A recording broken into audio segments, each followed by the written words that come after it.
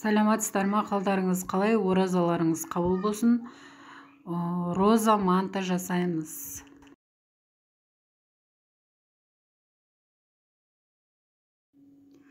Бір үштік жұмыртқаға азғантай тұз қосып, су қосып, жақсылап араластырып, үстіне ұн салып, бір күлше қамыр илейміз қаттылау қылып.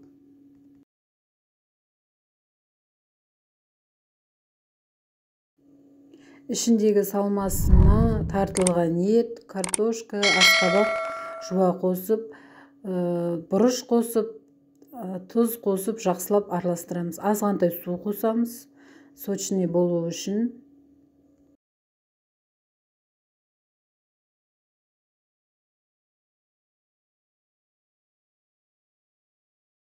Бір күлше қамырымызды жайып алып, ұзын шағып осылай кесіп аламыз.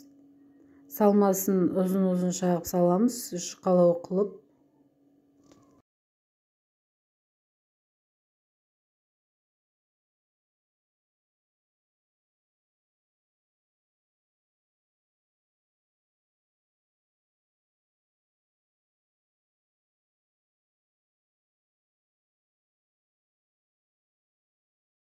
Салып шыққаннан кейін екіге қайырып, роза қылып ораймыз.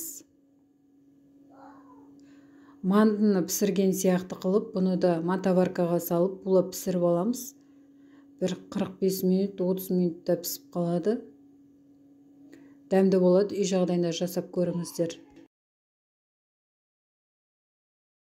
Осылай жасап көріңіздер, үй жағдайында өте дәмді болып шығады. Оразаларыңыз қабыл болсын, ас болсын. Менің каналыма тіркеліп, лайк басып, комментария жазып қойыңыздар.